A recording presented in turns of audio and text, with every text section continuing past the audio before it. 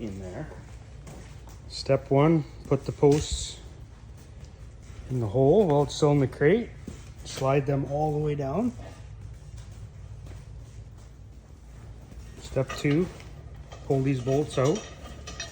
Make sure you don't lose the bushing. And have these ready. They got to be exactly like this. The holes are offset. And that's where your frames, they're offset as well. Okay, here's step three. You want to bolt these two back rails onto the head.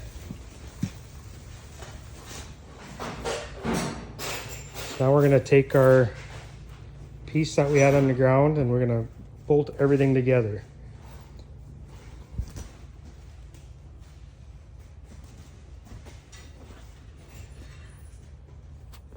This goes on here, and the pulleys go on the bottom.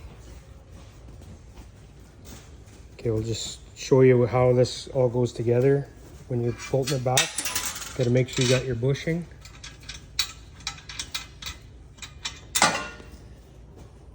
And your pulley, washer,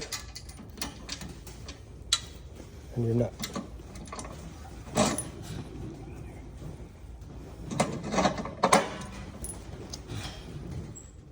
So the clip has to go to the inside. Against the bushing.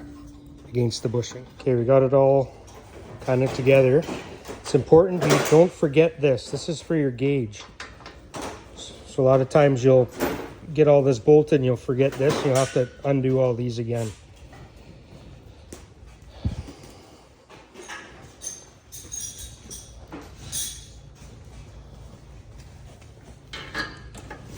Okay, next you install your cables. There's a longer cable and a shorter one. So Dean's doing the longer one right now. It hooks On the top one. on the top. It goes exactly this way on these pulleys. It goes down and the bolt connects there.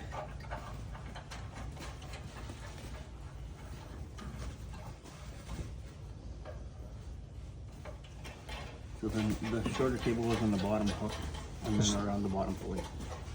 So the shorter cable, bottom hook, in behind here, bottom pulley comes around there and connects right there. Next step, get her in the air. We'll put on our sides, we'll bolt them, and our supports. Okay, here's the finished product. Got to bolt your gauge on. And then that's how this goes into that bracket that we put up. The handle is adjustable. You can bolt it that however you want there. We've put this back bracket on, and again, you can't mess it up because they're offset bolts. And here's how this connector goes.